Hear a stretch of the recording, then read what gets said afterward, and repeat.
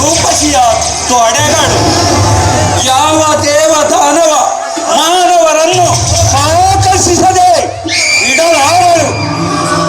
ಈ ಸ್ವರ್ಣ ಪುತ್ಥಳಿ ಯಾರಾಗಿರಬಹುದು? ಇರಲಿ ಸರಿ, ಯಾರಾದರೇನು? ಹರಬ್ರಹ್ಮರಿಂದ ವರವನ್ನು ಪಡೆದಿರುವ ನನಗೆ ಸತಿಯಾಗತಕ್ಕವಳು ಇವಳೇ ಇರಬೇಕು. ಇರಲಿ, ಪ್ರೀತಿಯಿಂದ ಮಾತನಾಡಿಸಿ ನನ್ನ ಮನೋಬಯಕೆಯನ್ನು ಈಡೇರಿಸಿಕೊಳ್ಳುವೆನು.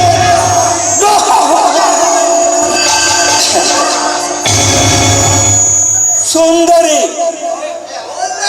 ಸುಂದರಿ, ನೀನು ಯಾರು? ನಿರ್ವಸ್ತ್ರಳಾದ ಮಾನನೀಯ ಮೌನ ಮುರಿದು ಮಾತಾಡುವ ನೀನಾರು? ಮರೆಯಾಗು, ನಾನು ವಸ್ತ್ರಗಳನ್ನು ಧರಿಸಿಕೊಳ್ಳುವೆ. ಇದೋ ಈ ಪುಷ್ಪಮಾಲೆಯನ್ನು ತೆಗೆದುಕೋ, ಹಾಕು ಈ ವೀರನ ಕೊಳ್ಳಿಗೆ.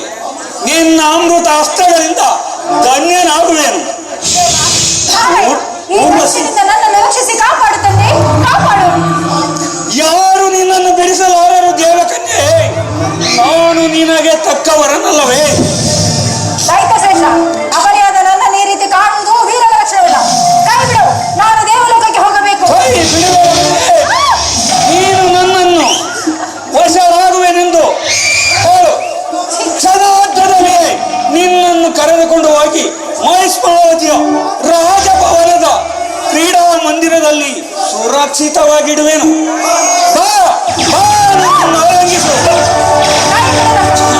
ಕನ್ಯಪಹಾರ ಮಾಡಿ ಇಚ್ಛಿಸುವ ನಿನ್ನ ಶಕ್ತಿಯನ್ನು ತೋರಿಸಿದರೆ ನಿನ್ನ ಪ್ರಾಣಹಾರ ಮಾಡುವ ಶಕ್ತಿಯನ್ನು ಬೇರಿದೆ. ಸರಿ, ಹಿಂದಕ್ಕೆ ಜೋಕಿ.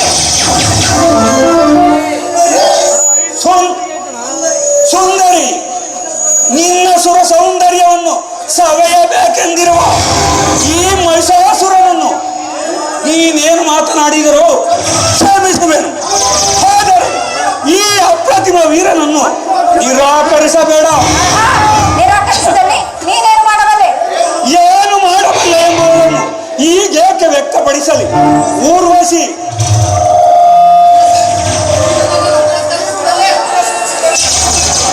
ನೀನು ನನ್ನನ್ನು ತಿರಸ್ಕರಿಸಿದ್ದನ್ನು ನಿನ್ನ ಸುರ ಸೌಂದರ್ಯವನ್ನು ನಿನ್ನ ರಕ್ತದಲ್ಲಕ್ಕೆ ಪಾನ ಮಾಡುವೆನು. ನಿನ್ನನ್ನು ಯಮಯಾತನೆಗೆ ಎಡೆ ಮಾಡುವೆನು. ಬೇಡ ಬೇಡ, ನನ್ನನ್ನು ತಿರಸ್ಕರಿಸಬೇಡ. ನೀನಿನ ಹೆದರಿಕೆಗೆ ಬೆದರಲು ನಾನೇನು ಮಾಡುವೆನು? ದೇವಕನ್ಯೆ ಊರ್ವಶಿ, ಅದಾವ ಹಿಂಸೆ ಮಾಡುವವರು ಸಹಿಸಲು ಸಿದ್ಧನಿರುವೆನು. ಹಾಗಾದರೆ ನನ್ನನ್ನು ನಡೆಸಲು ಸಾಧ್ಯವಿಲ್ಲವೇ? ಅಧಿಕಾರಕ್ಕೂ ಸಾಧ್ಯವೇ ಇಲ್ಲ ಎಂದು ತಿಳಿ. ಹಾಗಾದರೆ ಈ ಮೈಸೂರು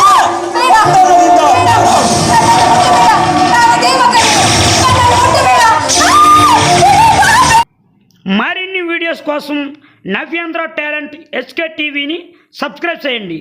అలాగే పక్కనున్న బెల్ ఐకాన్ను కూడా క్లిక్ చేయండి.